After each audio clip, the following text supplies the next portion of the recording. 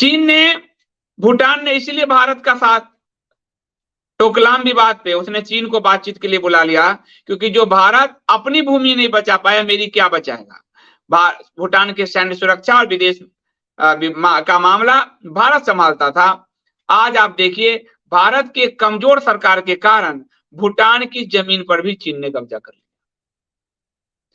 भारत की कमजोर सरकार, विदेश नीति, पड़ोसियों से कटे होने के कारण आज चीन ने भूटान की जमीन पर भी कब्जा कर लिया, और सीमा समझौते से पहले ही कब्जा कर लिया, क्योंकि सीमा समझौता में भारत अपनी ही रक्षा नहीं कर पा रहा, तो भूटान की क्या करेगा। और पहली बार भी भूटान के विदेश मंत्री को चीन जाना पड़ा, जो काम भारत देखता था। भारत के इतिहास की सबसे कमजोर विदेश नीति वाली ये सरकार है। ये इतिहास लिखा जाएगा जब भारत के सारे पड़ोसी उससे कट चुके हैं। श्रीलंका में चीन का कब्जा, मालदीव चीन का कब्जा, म्यांमार चीन का कब्जा, म्यांमार की घुसपैठी है पूरे नॉर्थ ईस्ट में कब्जा, चीन हमारे लद्दाख और अरुणाचल में उसका काफी हद तक इन्फिल्ट्रेशन, भूटान में चीन घुस गया, पाकिस्तान, नेपाल में चीन घुस गया, पाकिस्तान में चीन है। और ये कर रहे हैं, ऐसे ऐसे फोटो लगाते घूम रहे हैं। और मास्टर स्ट्रोकवादी, ये मास्टर स्ट्रोकवादी धर्मद्रोही केवल नहीं है, ये राष्ट्रद्रोही हैं। इनको भारत से भी मतलब नहीं, धर्म तो छोड़ ही चुके हैं, ये सिर्फ व्यक्ति, पार्टी और संगठन को लेकर चल रहे हैं। इसलिए इन देशद्रोहियों से आपको बचकर रहना है। ये देशद्रोही संगठन है, देशद्रोही लोग हैं जो पूरे भारत की गरिमा को रौंद रहे हैं मास्टर स्ट्रोक लगा के। तो आप देख लीजिए कि चीन ने ब्रिटेन की think tank Chatham House, Royal Institute of International Affairs ने खुलासा किया है कि चीन ने भूटान की जमीन पर कब्जा कर लिया है। सितंबर में सैटेलाइट तस्वीरों के जरिए चीन ने छोटे हिमालय राज्य भूटान के जो है कि काफी बड़े जमीनी हिस्से पे कब्जा कर लिया है। ऐसे ही तिब्बत पे किया था, तब से एक कमजोर सरकार थी नेहरू की। नेहरू ने कहा नहीं कुछ नहीं है। जब हमारे भारत और चीन के बीच तिब्बत था, भारत की सीमा सुरक्षित था, तिब्बत पे चीन ने कब्जा किया, अब भारत की सीमा सुरक्षित है। 62 में भारत पर हमला किया उसने, और अब वो अरुणाचल को साउथ चीन बता रहा है। इसी तरह चीन और भारत के बीच में वो भूटान है, अब भूटान को दरपने जा रहा है। और ये सरकार नेहरू स्टाइल में सो रही है। जो चाचा था वही भतीजा है, जो उस समय चाचा था वो आज का भतीजा है, जो आज का भतीजा है वही उस समय का चाचा था। सिंपल सी बात है। तो भूटान की सुदूर जकारलुंग घाटी, बायोली, खेनपा जोंग क्षेत्र का हिस्सा कई चौकिया अस्थायी चीनी क्षेत्र बन सकती है।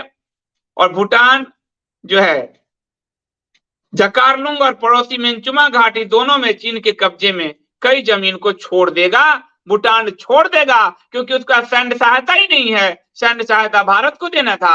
यहाँ 56 इंच चुनाव प्रचार और भारत की जनता को भरमाने में लगे, खासकर हिंदू जनता।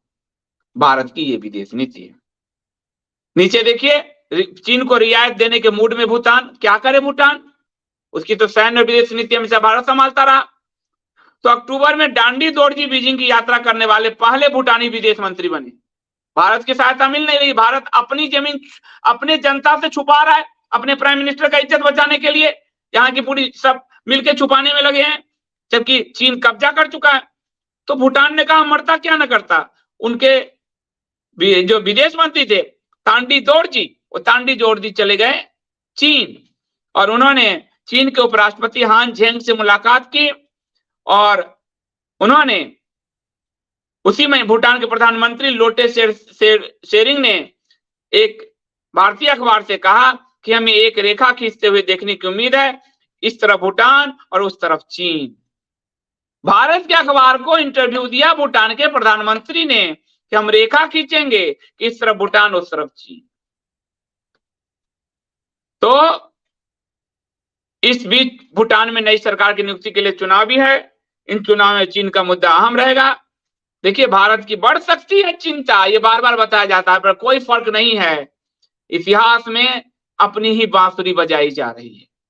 रोम जल रहा था तो नीरो बांसुरी बजा रहा था। भारत की पूरी विदेश नीति को खोखला कर दिया। और सोमवार को अक्षय जी और शिल्पी तिवारी जी के साथ रात्रि 9:30 बजे पूरे इस साल में भारत की जो लचर विदेश नीति पे चर्चा करेंगे खुलकर। चैथम हाउस के विशेषज्ञों ने कहा कि भूटान की राजधानी थिम्पू और बीजिंग के बीच कोई भी समझौता और औपचारिक संबंध भारत के लिए चिंता का विषय होगी। चैथम हाउस कह रहा है यहाँ कोई फर्क नहीं, हमें चुनाव जीत लेंगे, लोगों को झूठा बोलो, भरमाओ, चुनाव जीत लो। भूटान लंबे समय से चीन और भारत के बीच एक बफर जोन है के तौर पे काम करता है, जिसके कारण भारत की सीमा बची थी उस इलाके में। जकारलुंग घाटी की नवीनतम तस्वीरें निर्माणाधीन चीन बस्ती और क्षेत्र में चीनियों की एक बनाई व्यापक सड़क नेटवर्क को दिखाती है। वो चीन भूटान में घुस गया।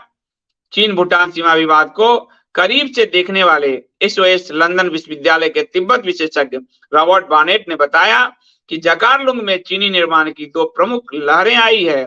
हम जानते हैं कि चीनी अधिकारी इन नए स्थानों पर जाने के लिए तिब्बतियों को सक्रिय रूप से भर्ती कर रहे हैं और वहां प्रमुख निर्माण के प्रयास में बहुत सारा पैसा लगा रहे हैं। चीन ने मेंचुमा घाटी में भी कई निर्माण कार्य किया है। बार्नेट ने बताया कि 2021 में मेंचुमा घाटी कुछ समय के लिए वास्तव में चीन के नियंत्रण में चली गई थी। बाद में बातचीत के बाद दोनों देशों ने अपनी अपनी सेनाओं को इस इलाके में तैनात किया और अब चीन जो भूटान चीन को रियायत देने के मूड में है, क्योंकि भारत का कोई इंटरेस्ट अपनी सीमा की सुरक्षा में नहीं है, सिवाय सोशल मीडिया पर झूठ फैलाने और मीडिया को 6,700 करोड़ रुपए मीडिया के मुंह में ठूसने के, और कोई काम नहीं है भारत की सरकार का।